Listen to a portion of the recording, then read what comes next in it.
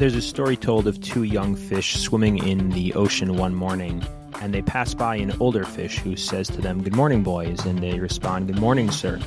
He then says to them, "How's the water today?" And they mumble something and keep on swimming, and then one of the young fish turns to the other and says, "What's water?" I always say that we really don't know anything about our own family until we get married, until we're thrown into the ocean of another family dynamic. Each family has a particular and unique dynamic in all sorts of ways, but as we grow up, it's just the water that's all around us. It's so much all around us that we don't even necessarily see it. It's just the unseen reality of our lives. In this episode, we continue the journey of exploring your childhood development by looking at the versions and the different components of family systems that exist and trying to break them down to understand them, all with the hope and the goal of strengthening our capacity for deeper connection to those we love most.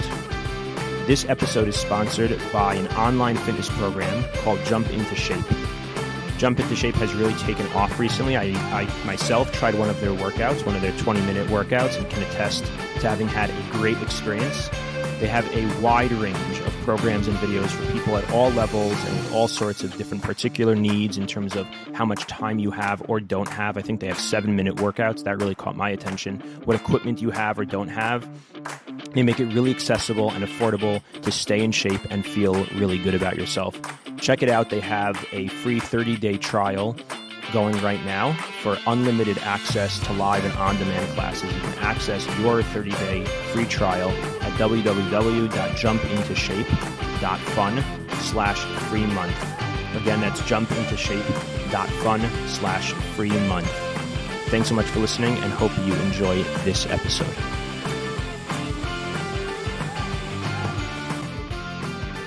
Relationships are too important and too challenging to take for granted. Welcome to The Attached Life, where we explore the magic and the madness of our most meaningful relationships.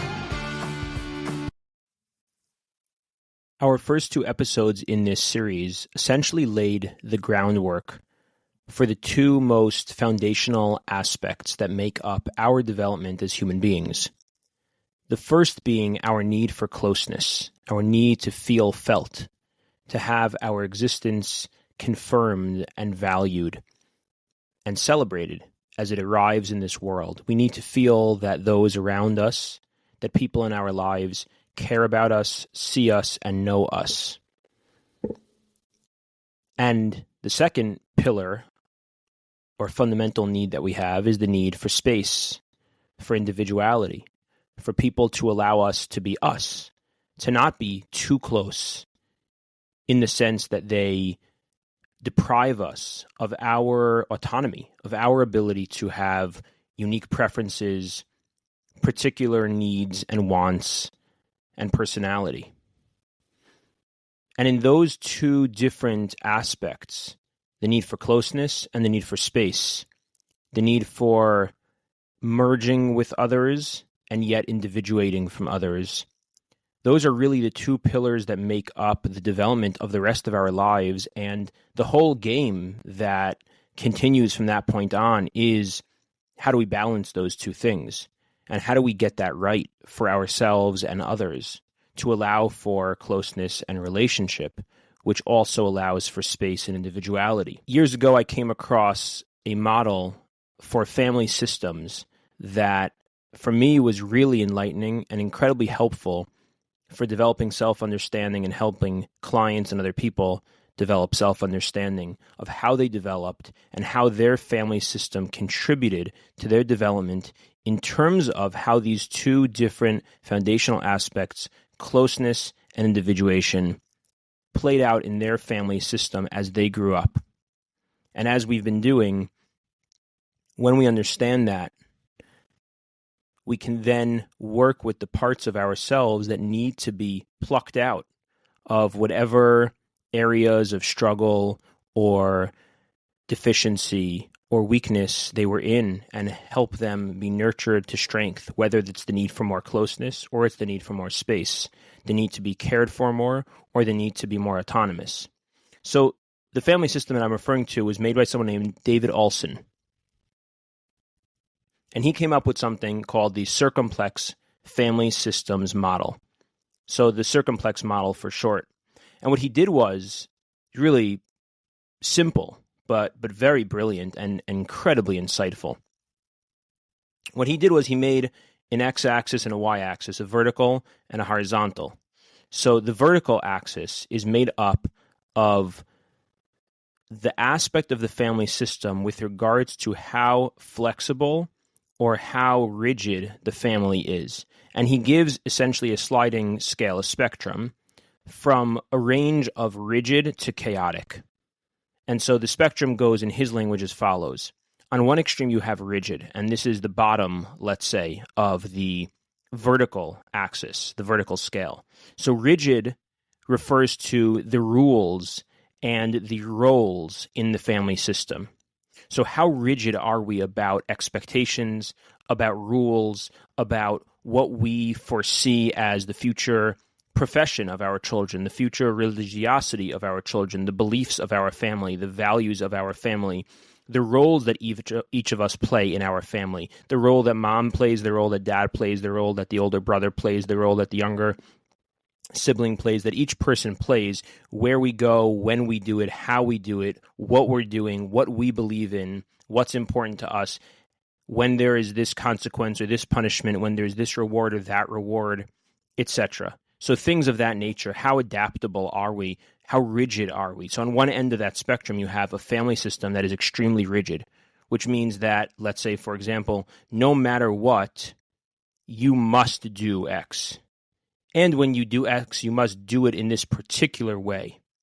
Mom is always expected to do something, whatever that might be, regardless of what's going on, what may have just happened, what's happening for her, what she's feeling, what she's going through. Dad is always expected to do something and not do something else, regardless of the context or the situation.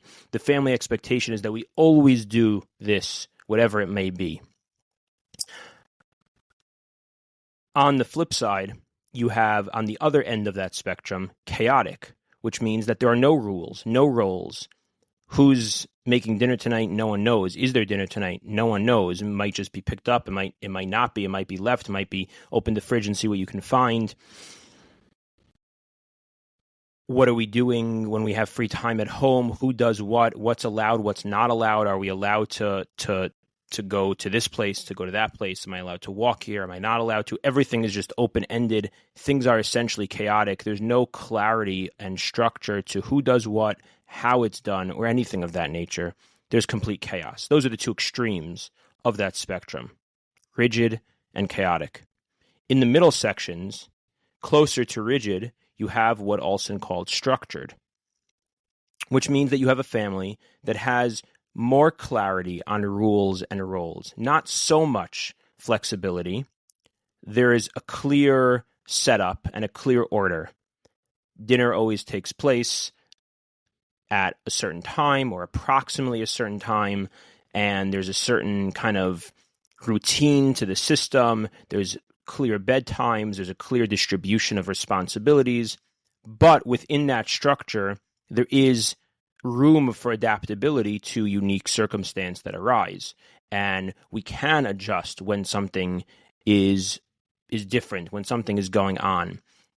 Children are expected to perform in a certain way and follow a certain path, and there is clarity and expectation around that.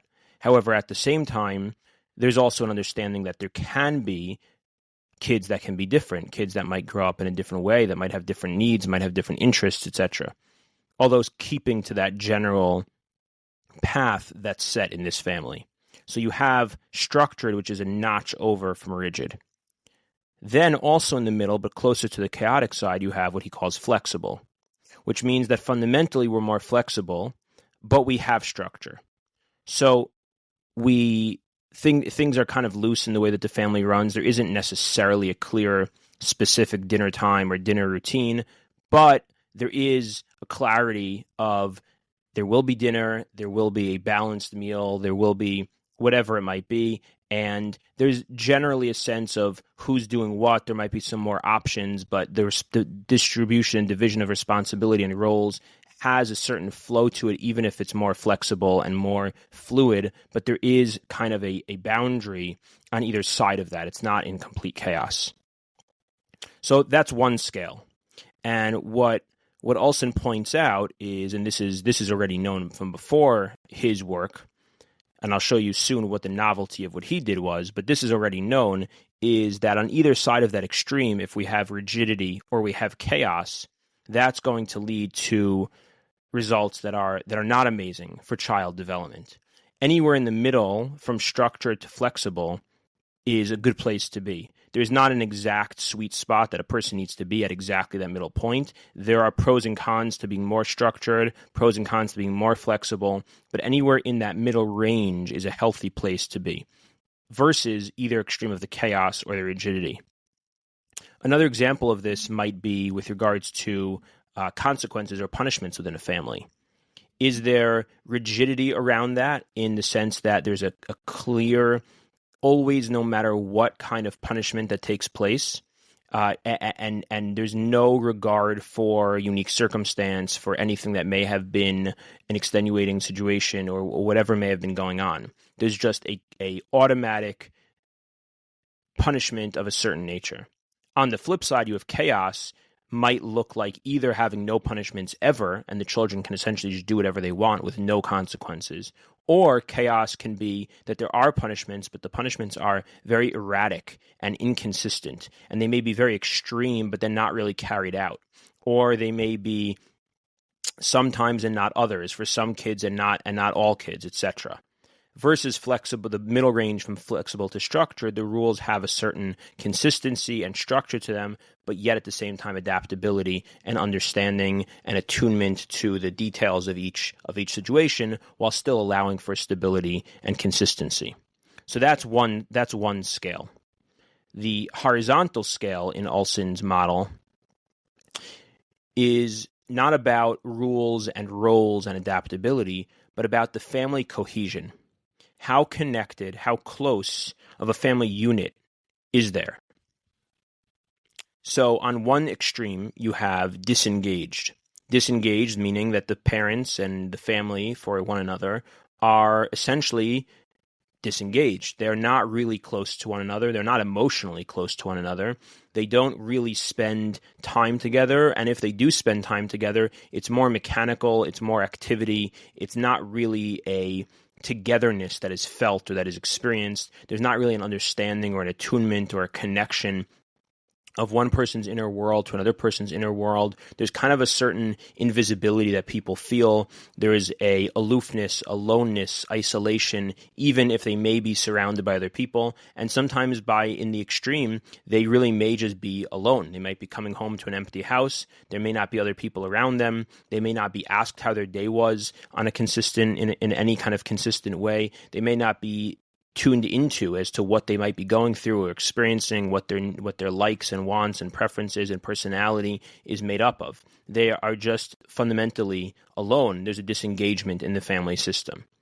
On the other extreme, with regard to cohesion, you have what he calls enmeshed, which is when you have a family system that is so close that it's not really closeness, it's really a kind of suffocation. It's a swallowing up of the other. So when the parents are so involved, so enmeshed in the child, that the child doesn't really get to be their own person. They essentially become a vicarious life of the parent. They become an extended limb of the parent. They become the parent's second chance at life, or they become the parent's caretaker. They just essentially become an appendage to the parent, and they do not have the opportunity to feel that they're seen, or that they have a personality or a personhood or an individuated sense of self in any real substantive way. So those are the two extremes, the disengaged and enmeshed. And once again, we have in the middle two different versions. Closer to the disengaged side, you have what he calls separated, which means that there is a sense of being known by other. There is a sense of connection, but there's a high level of of autonomy, of individuality, of doing things for oneself, of being able to take care of oneself, of being empowered to be your own person, to grow up with a sense of responsibility, a sense of belief in oneself and one's capacity to do and to take care of things on their own. Yet there is a sense of being part of a system, being part of a family, knowing that there are people that if you need and if you come to a situation where you're at your limit or you're at the point where you can't take care of something yourself, there are people there that care about you. There are people there that you can turn to. You are not completely alone. You have who to turn towards. Next to that, closer to the enmeshed side, but still in the middle section, is what he calls connected, which means that we experience a real sense of connection, a real deep sense of warmth, of being one, of being cared for, of being nurtured, of being seen, and that is a staple of the family experience. That there's a real deep sense of connection. So, just like on the adaptability scale, with the cohesion scale, the problem is the extremes. Anywhere in that middle section, from separated to connected, is a great place to be, is a healthy place to be, and different families can do that in different ways. The problem is when we have one extreme or the other extreme of disengaged or enmeshed. Now, what Olson does that is so interesting is that he puts these two scales together, and he shows how when they become combined with one another, that's where we fall into real challenges in our personal development throughout our lives based on our family environments. So what that means is if you imagine these two scales, one as vertical and one as horizontal, and you think about how they're going to overlap with each other, what that means is that you can have a combination of disengaged on the relationship level and chaotic on the rules and roles level. Alternatively, you can have disengaged and rigid. Similarly, you can have enmeshed and chaotic, or enmeshed and rigid. And I'll try and go through examples of each of these in a moment. But the point is that if you have extremes on both of these scales and they become combined, that's where a lot of our more deeply held negative beliefs about self and maladaptive patterns that are kind of just holding on to us throughout our lives are developed. Because if you grow up in an environment that is chaotically disengaged or rigidly disengaged or chaotically enmeshed or rigidly enmeshed, that combination is going to lead to a variety of deep and foundational challenges in the development of who we are. So you can imagine a variety of ways that these combinations can go, and there's no one set path for how it's going to affect a person. But there are some typical patterns or paths that the development goes down based on these different family system characteristics. So let me go through each of the problem categories and give one example of what I've found to be a typical outcome of what that looks like. And again, when I describe these things, I typically do so in an extreme. I formulate the extreme version of it to help try and create clarity around the concept. Of course, for many, many people, there are more subtle versions of these things. For some people, for a decent amount of people, they really are the extreme versions of these things. But it's not unique or exclusive to the extreme. All these things can exist on a spectrum. But for the sake of clarity of bringing out the concept, I'm going to use some of the more intense cases or individuals that I've had the opportunity to work with to kind of paint a picture of how this plays itself out.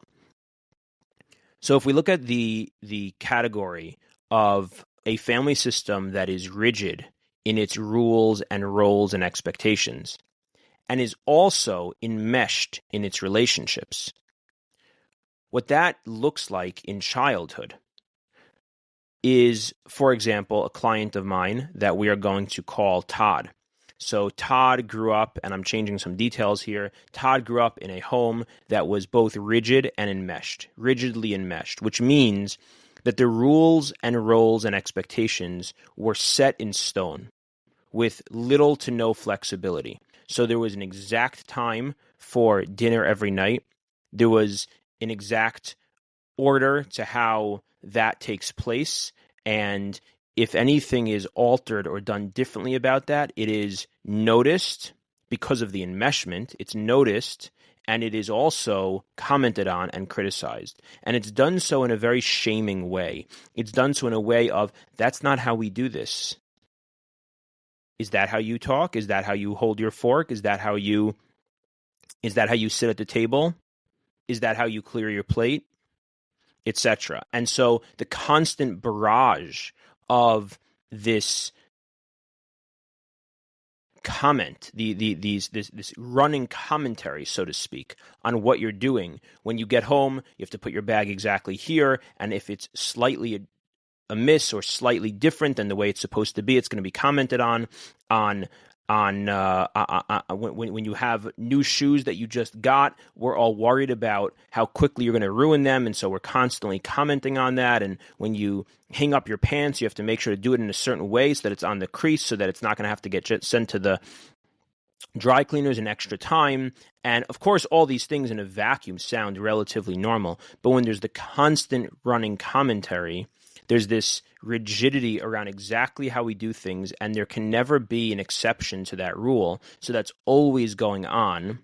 And the enmeshment means that we're always in your face about it. We're always present to it. So it's not just a theoretical value. It's not just a kind of family belief that we hold, but there's an enmeshment with it. We are constantly present about that. You can imagine it's even just to talk about it, it feels almost exhausting to experience that. And that's going to run itself in the context of grades and school and religiosity and how you daven. And I'm thinking of a different individual now, and the parent having expectations of the child, even as a young child, to wake up by a certain time to go to davening at a early time in the day, and to say certain parts of the davening at a certain volume and with a certain intensity, and being extremely on top of that and critical of that, and if the milk is left out for a little bit too long, we're all nervous and anxious about that. And so there's all this rigidity and enmeshment. I can imagine another situation of a client whose father wanted him to get into a certain yeshiva that he considered to be the right yeshiva, the best yeshiva, and clearly was not the right yeshiva for this individual.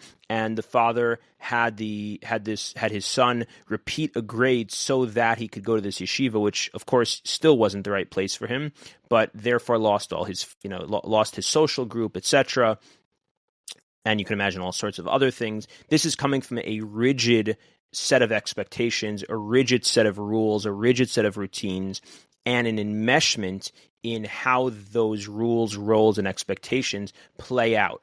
And in that experience, you can imagine a person growing up, and I'm going back to Todd now, as growing up and coming out of that system, chronically self-criticizing. So in his head now, all of that running commentary, all of that criticism, all of that shaming tone is constantly running because it's everything he lived with for so many years. His only way to turn it off, his only way to find some peace and some quiet is to sometimes disengage from all the things that he actually values in his life and engage in what, as a teenager, he considered to be more rebellious activities, which then persist into adulthood, even though he doesn't want to. But you can understand why, because he needed a place to escape from all of that. And it creates a kind of chronic need to be secretive about things, even things that don't need to be secretive. But it's just, I don't want to be seen, because there's almost an assumption that if I'm seen, I will be criticized. And so there's a impulsive need to not engage and not show myself, not show my cards, not talk about even just getting home and hearing, how was your day? I don't want to answer that because I don't want to hear a comment about it. I don't want to hear a criticism about it. So there's the chronic self-criticizing in my own head, and there's the assumption of criticism from anyone who's going to see me, and so there's a need to hide, and there's a constant need of putting myself down. Living with a kind of really suffocated sense of self and a very shamed version or self-identity. So that's an example of what it looks like to have a rigidly enmeshed family system. Moving to a second example now of what rigidly disengaged will look like. So in the rigid disengagement, you don't have that kind of in-your-face commentary and criticism that we had in the rigid enmeshment. Instead, what you have typically is a rigidity not so much about the day-to-day details of the way the child is holding their fork or the place they put their backpack or whatever it might be, but it's usually more a rigidity around what we value in our family, what we see as being success. So oftentimes that's going to have to do a lot more with skills, such as being smart or intellectual, or being successful financially and making a lot of money, or being extremely presentable in terms of how you look and dressing extremely well, or having a really good reputation, things of that nature, or certain religious expectations of being a certain way religiously. There's going to be more of a rigidity, not about the details of the day-to-day activities, but more about who you become and how you live your life in a more broad way. Is there a kind of expectation that you're going to be the captain of the varsity basketball team? Or there's an expectation that you are going to get into an Ivy League school or get into a certain top-notch yeshiva or seminary or whatever it may be. And that is going to now be paired with a relational disengagement in the rigidly disengaged family system, meaning that while there's these very rigid, broad expectations, but relationally there's disengagement. So the parents are perhaps very distant because they're consumed by their work, or they're consumed by community involvement or philanthropy or volunteering or taking care of things or having a social life or whatever it may be that they're very engaged in and disengaged from their family and from their children relationally. So now the child is growing up in an environment where there's all these expectations for certain performance and certain skills, but they're not really getting much emotional nurturance from the parents. And so what typically happens, and to give an example of a client here, let's say we'll call him Matt, what he showed up with in the context of my office was a very compulsive need to respond to his work, whether that's through email or phone call or whatever it is, but a kind of compulsive level of doing that to the point where he felt that he really struggled to be present to his family or to whatever other behaviors or, activities he wanted to be involved in.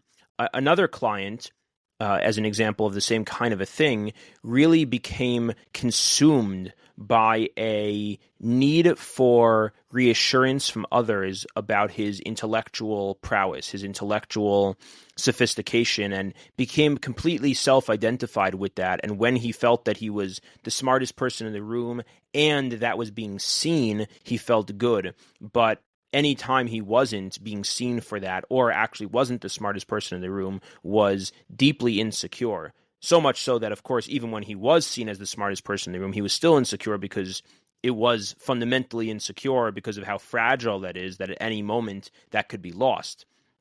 And this is the typical result, I find, the typical result of a rigidly disengaged system. Because what the child does in that environment that we described is the child will latch on to a particular value or talent or skill or performance that he or she is able to see that the parents and the family system values. And they're not getting personal emotional nurturance. They're not being seen for who they are. So the only thing they can do is identify with that performance in the hope that, well, if my family really, really values being the best athlete or being the best at school or being the best looking or the best dressed or the wealthiest, if I can do that, well, now I'll have my family's approval. So I become consumed by the need to do that. So if we think of that client I mentioned about the compulsive need to answer at work, well, he became really identified with being a productive person because his family's rigidity was around being productive. We don't play video games in our family. We read books. We do things. We volunteer in our community, which of course sounds like a nice thing, but if that's overly rigid, then what ends up happening is that now this individual develops this need to be productive compulsively to a point where it's actually maladaptive and counterproductive in his life. Similarly, the individual with the intellect, his family system, what they valued was being intellectual. So the father was very distant relationally because he was always involved in some philosophical conversation with peers or involved in some community project, and he was kind of the smartest person in the room, whatever it may be. And so this child developed this sense that, well, the only way that I can have value is if I am also deeply smart and the smartest person around me. So that's an example of what it looks like to have the rigid disengagement. Is the over-identification with a particular skill or a particular performance to the point where it becomes compromising of other values and other aspects of a person's life. If we move over to the other side of these scales, we then move over into what's called chaotically disengaged. So again, this is going to mean kind of the opposite of the rigidity we spoke about. So you have the family where there are no clear rules, no clear roles, no clear expectations. It's really chaos. And when that's combined with disengagement, what you have is really, actually in that sense, really more simple because the chaos and the disengagement go together. The parents are totally just not present. And so there are no rules, no roles, no expectations, and there are no relationships. So one client that I've worked with who grew up in this kind of a system developed really a sense of disregard for any sort of impact on other people. He really essentially just developed this capacity to do anything and feel that anything he wanted to do was justified because essentially growing up in that environment, it's almost like I'm the king of the castle, king of the world. There are no rules, no roles, no expectations. No one cares what I do, and no one's even really present to anything. What's really interesting, by the way, is that this individual in particular that I'm thinking of, his parents actually expressed a lot of love, but their love was so unconditional that it actually became, in a sense, relatively meaningless. I don't want to say meaningless because any love that a person gets, we want to find the value in, but to a certain degree became meaningless because, you know, we often think about, and in our society, what's usually spoken about more is when the love is overly conditional, then the child doesn't truly feel loved. But the truth is the flip side is also true, because if I feel unconditionally loved to the extent where you don't even care what I do, you don't care if I break the rules. I was told by my father explicitly, thinking of this client, that, yeah, do whatever you want, just don't get caught. And I saw my father or heard him say that, you know, he's going to do whatever he wants, hoping he just, as long as he doesn't get caught, you know, cheating on taxes or whatever it may be. That's the rule of the game. And so now what I start to perceive about myself is that what I do really doesn't matter to my parents. They really don't care. There is no sense of I'm important, that my actions are significant or that my actions matter, because there don't seem to be any consequences of my actions. I could do the greatest thing in the world and they'll say they love me, and I can do the absolute worst thing in the world and they'll say the exact same thing and look at me in the exact same way, and there will be no difference. So they were disengaged while at the same time paying lip service to saying all sorts of very lovey type things, but really we're deeply disengaged, and it was a chaotic household. And what that developed into was a person who was living in a marriage, but really living a double life, living with a whole host of secrets and living a very dark double life, a disregard for others, disregard for any consequences, any rules, any expectations. As long as I can get away with anything is fine. What's interesting about that is that deep beneath or deep within that is actually the hope that if I do something bad enough, maybe someone will actually care. Because I just want to know, is anyone out there? Does anyone care? Do I matter at all? Will I ever matter? Is there anything I can do that will make a difference?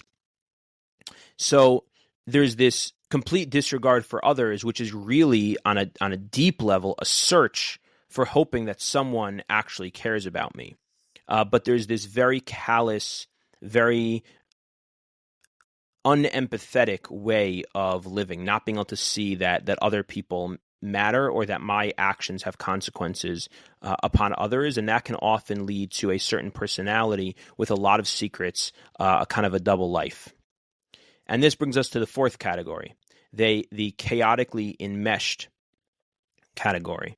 And when I think of chaotically enmeshed, I often think of examples of clients I've worked with who are what we sometimes refer to as parentified children. So chaotically enmeshed means that the household functions in a very chaotic way. The parents really do not have a handle on things, but the system is very enmeshed. So the parents don't know how to get things together, but they're very present and they're very needy. So now the child feels a certain level of responsibility to take care of things.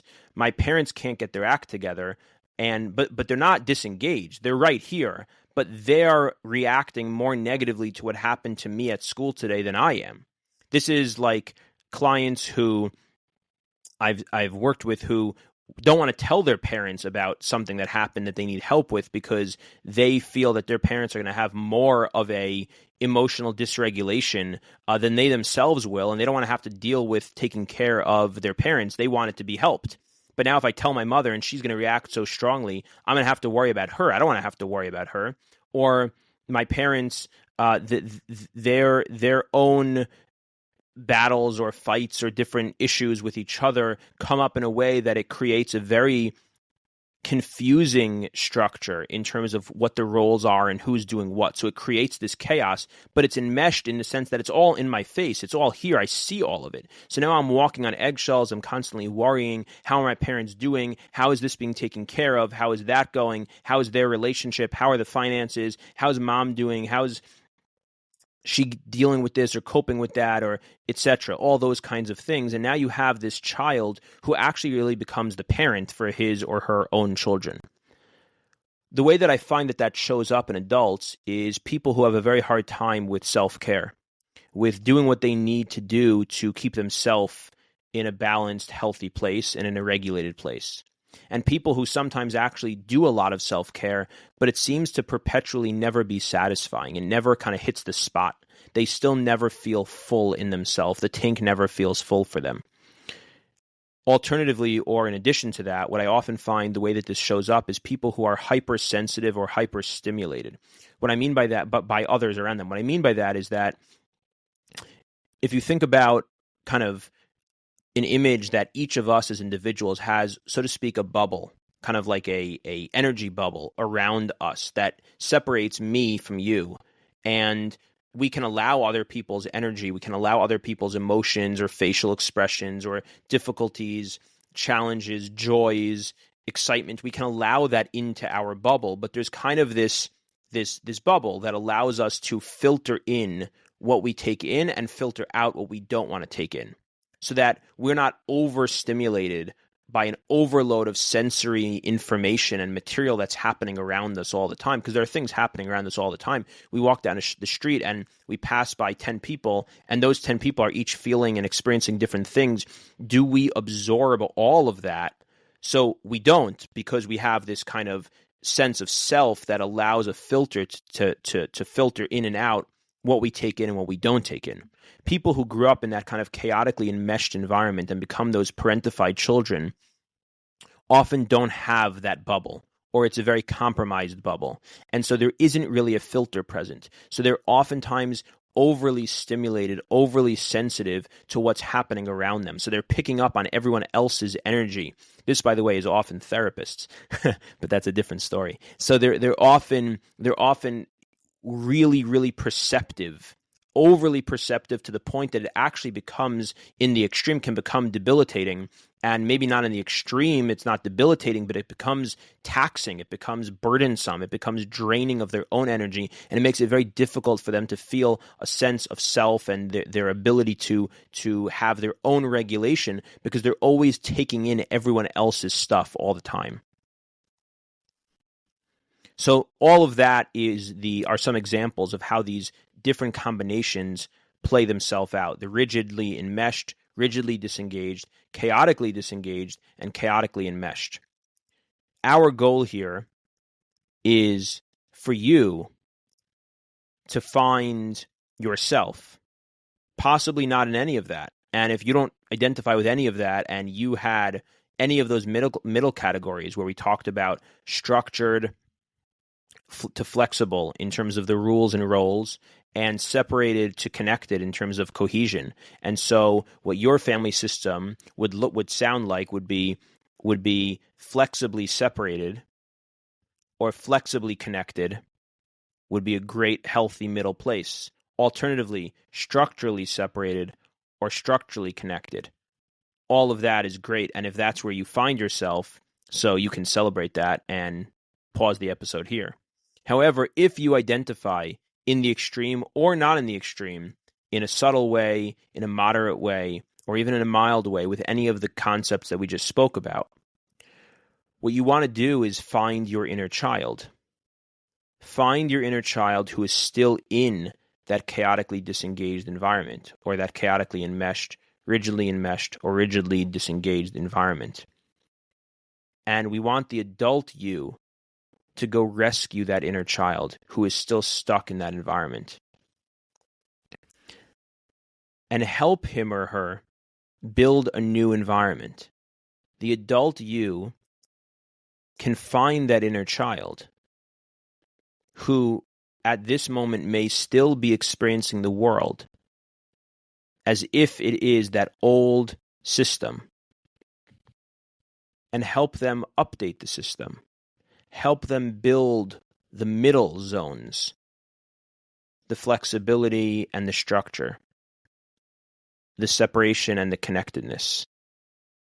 Help that child see this world in a new way. Show them the life that you've developed. If you have a family of your own, if you have your own children, show them how you are parenting. Bring them into your family, your new family system, where you've created that healthier middle space. Invite the child to see that, to partake in that. Reparent that younger child. And so in the name of trying to do that, of trying to show this younger inner self a new environment, a new system, and what that can look like, and build that new experience, I want to just end this episode by sharing some examples of what the middle can look like. What does it look like to live in an environment, in a family, that functions with those middle qualities? The structure and flexibility, the separation and connectedness. In terms of parent-to-child interactions, one of my favorite examples of how this is done, and so many of the things that I've read as a parent for myself, sound so great in the books or the podcasts, but then when I try and use them, they seem to never really work. But this one actually really works, at least that's what I find. So there's a book called The Blessing of a Skinned Knee. And in that book, what I found was that the author writes that the same way that the Jewish people accepted Hashem's commandments, accepted the Torah from God, when they said the words Na'aseh v'nishma, and traditionally the way we understand Na'aseh v'nishma means we will do and we will listen, means that the performance is first and then the explanation or the understanding comes afterwards. And so what this author writes is that that's a template for parenting. So very often as a parent, we have a situation where the child wants something and we give an answer or we give a directive to the child that they don't like, they don't want to listen to. So very often they will then respond by saying, but why? And when we answer that question, that answer, no matter what we say, is never satisfying to the child. And so then it just leads down a road of a battle and a power struggle, and it turns into the child getting more upset and the parent trying to explain themselves more, and then oftentimes the parent will give in, or it'll turn into the parent punishing the child, and it goes into a whole saga that anyone who is a parent here, I'm sure, can relate to or understand. What this book suggests is a Nasa V'nishma approach, which is some parents, and this is sometimes thought of as a more old school way, will take just the Nasa approach, meaning I'm not giving you an explanation. I don't owe you an explanation. You have to do what I said. I'm the parent. You have to do what I said, and that's it, and it's over. That's the Nasa approach. New age parents often will take a Nishma approach. I'm only going to tell you to do things when I can explain it to you. You always deserve to know why. I'm going to tell you exactly the reason. And that is the Nishma approach, the understanding approach, versus the middle. So the Nasa in the extreme would be the rigid system. The Nishma in the extreme would be the chaotic system. The middle, where we have flexibility and structure, is what the Torah is teaching us of Nasa V'nishma, means when I tell my child to do something and they say why, I can say to them, first I need you to do it, and then I'll be happy to explain it to you if you want. So the example that this author gives is you're telling your child that she needs to leave a birthday party. And she says, but why? If you start explaining it to her, you're not going to get her anywhere. You're not going to help her. It's going to create chaos. If you just say, because we have to, and I said so, so you're creating this rigidity, and the child's going to be deeply frustrated and resentful. Versus, when you come to the car, I will tell you why. And the child says, no, but I don't want to come to the car. Why? And you say, when we go to the car, I will tell you why. And it really works. I actually find that sometimes I have to reinforce it before I say, when I tell you why, the conversation is going to be over. First, you have to do what I said, and then I'll tell you why, but only if you agree that once I tell you why, we're not going back and forth about it. And this approach really creates that middle, that balance. So that's one example of what the middle looks like, the Nasa V'nishma approach. A second example is when we have and when we can implement within one family system the possibility of different expectations for different children, or alternatively, different expectations even for the same children, but at different times. Allowing for that flexibility while still maintaining structure. There are expectations. It's not that expectations are out the window, but I can allow for different expectations from different children or even from the same children in different circumstance. If we're in a school night, if it's vacation, if I understand that the child was up very late the night before, if I understand the child's sick, if I understand the child just had a bad day or something happened, etc. So I have structure, but there's flexibility within that structure. To just go through a couple more quick hitters of these examples, being in the middle means that there is consistency in terms of the forms of discipline and punishment. Consistency, again, with the ability to have flexibility. A fourth is when the parent's interests do not have to be assumed to be the kid's interests. So the parent could have been the star basketball player, but does not assume that the child is going to even like basketball. Maybe they will, maybe they won't. The parent could be really smart and have been great at school. That may not be what the child's strength is. So the parents are not assuming or projecting what their talents, skills, and interests are on their children. A fifth is that the children don't need to know the parents' challenges. So when a child experiences the parent's challenge too much, that creates that enmeshment and that parentified child. Now, when a child does want to know something, does see something, asks about it, so they don't have to have all the information. It's often not appropriate or not right to give them details or the backstory of everything a parent is experiencing, etc.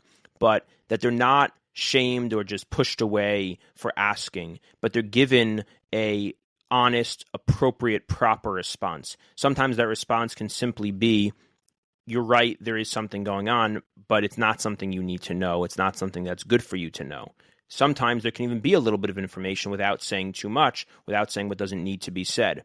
But there's this balance of, on the one hand, they don't see or know too much of the parent's personal challenges or problems in ways that become enmeshing and entrapping for the child. And yet at the same time, the child's sensory system that picks up on things going on for the parents is respected and validated as being accurate, so the child can feel a sense of, I'm not crazy for thinking that I'm picking up on something. A final example, and I think this is a really important one, is that a sign of being in the middle with regards to these categories is that when a kid is in trouble, when they've done something wrong or something is going wrong, they know that they are actually afraid of their parent. That's a good sign. And yet they still want to turn to their parent because they know that in the end of the day, the parent will support them and the parent will be helpful to them and they want their parents' help. If you have one extreme or the other, there's something missing. Meaning, if you have a child who doesn't even feel afraid of the parent at all, they can tell them anything. Their parent actually bought them weed for their bar mitzvah, and that was their uncle bought it and their parent knew about it. There's something about that that's chaotic and very, very unstable for the child. On the other side, when the child doesn't want to tell the parent that they got in deep trouble for something went really wrong and they actually really need help, they won't let anyone call their parents when they're actually when they have alcohol poisoning and they're in trouble, or they're stuck at a party and the only people who can drive home are drunk, and they don't want their parent to find out because their parent is going to be so angry and punish them so badly, and they're so afraid to tell their parent that they actually then are stuck and make really bad decisions. That's the rigidity side of that spectrum. Somewhere in the middle is the child who is afraid of their parent and yet also knows that my parent is the person that I turn to when I'm in trouble. My parent is the person that I turn to when I'm in need. So with all these examples and many others that everyone can think about, we want to find our inner children, our inner self that may still be struggling with any of these kinds of systemic characteristics of the ways that we grew up in the very challenging attempt that all families need to engage to balance the pillars of child and human development that we started out with, namely closeness and space, togetherness and connection with individuation and personal autonomy. And so when we can identify where the weakness was for us in terms of those systems, we then want to try and reverse that. We want to try and nurse the wounds, strengthen the muscles that need that attention, that need to be addressed in this way.